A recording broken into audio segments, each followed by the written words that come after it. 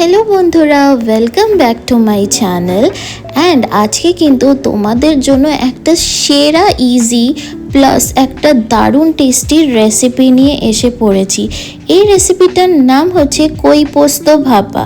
হ্যাঁ, কই মাছ আমাদের অনেকেরই প্রিয়, প্লাস ভাপা ওয়ার্ডটা শুনলেই কিন্তু আমাদের মনে হয় আরে ভাপা খেতে তো নিশ্চয়ই হেভি ভালো হবে। হ্যাঁ, সিরিয়াসলি বলছি, কালকে এই রেসিপিটা মা বাড়িতে বানিয়েছিল আর আমি তো ইজিলি এক থালা ভাত আমি উড়িয়ে দিয়েছি।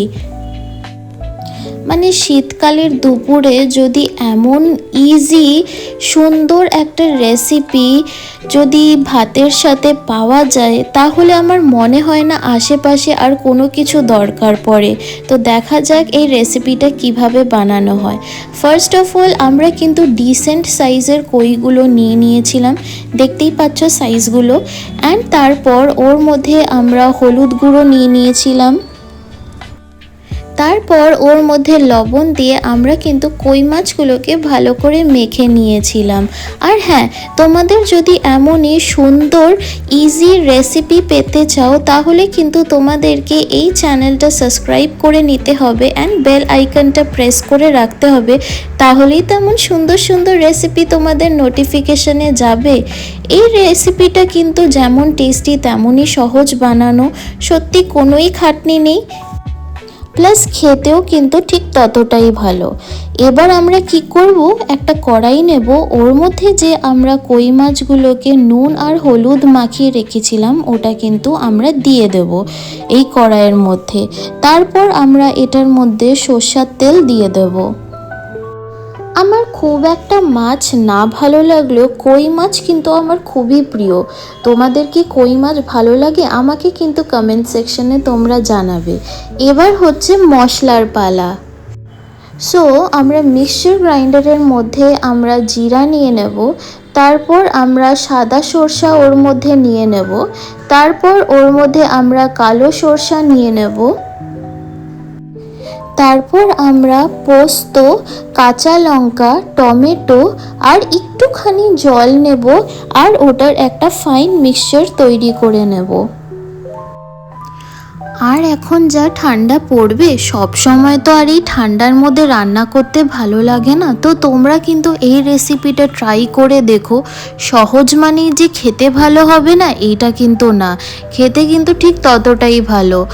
সো তাই বলছি যে সব সময় তো আর রান্না করতে ভালো লাগে না, তো মাঝে সাঝে এমন শর্টকাট রেসিপি যদি আমরা বাড়িতেও করি, প্লাস বাড়ির লোক কিন্তু বুঝতেও পারবে না যে এই রেসিপিটা বানানো এতটা ইজি।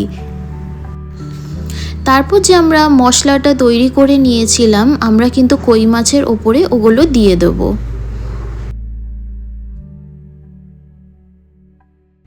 তারপর মশলাগুলো আমরা কই মাছের মধ্যে কিন্তু ভালো করে মাখিয়ে নেব দুই পিঠেই।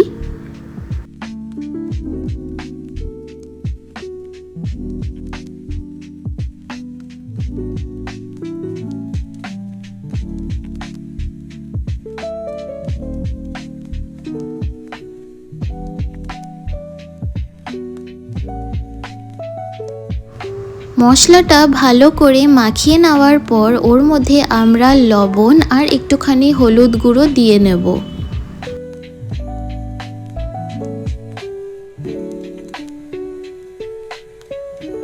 তারপর আমরা একটুখানি জল দিয়ে নেব, তারপর আমরা কিন্তু কড়াইটাকে গ্যাসে বসিয়ে দেব।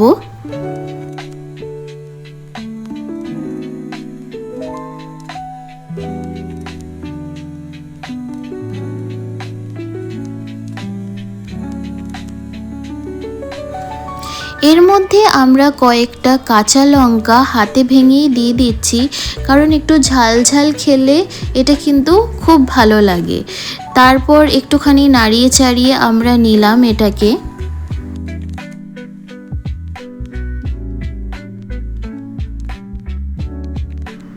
আমরা তারপর লিডটা দিয়ে নেব, তারপর লিডটা একটুখানি সরিয়ে আবার যে পেঁয়াজ কলিগুলো আমরা কেটে রেখেছিলাম একটুখানি বড় করেই কেটেছি, তারপর ওটার মধ্যে আমরা দিয়ে নেব। আবার একটুখানি ভালো করে আমরা মিক্স করে নেব ওটাকে। তারপর আবার আমরা লিডটা দিয়ে নেব যেন মাছটা ভালো করে সিদ্ধ হয়ে যাক। তারপর লিডটা সরাতেই আমাদের কিন্তু কইয়ের এই ইজি রেসিপিটা কিন্তু একেবারে কমপ্লিট। তো তোমরা নিশ্চয়ই দেখেই বুঝতে পারছো বা ভিডিওটা পুরো দেখে বুঝতে পারছো যে আরে এই রেসিপিটা তো খুবই সোজা বানানো। তো এইবার কিন্তু তোমরা বাড়িতে এই রেসিপিটা বানিয়ে নিও আর আমাকে কিন্তু কমেন্ট সেকশনে জানিও যে তোমাদের বাড়ির লোকেদের কেমন লাগলো। And if you like this recipe then please do like and subscribe my channel and press the bell icon for more such amazing recipes.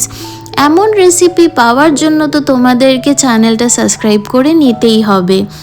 আর তোমাদের জন্য কিন্তু আরও সুন্দর সুন্দর রেসিপি আসতে চলেছে।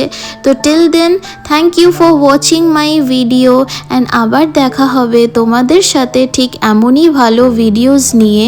টিল দেন সকলে ভালো থেকো অ্যান্ড বাই বাই।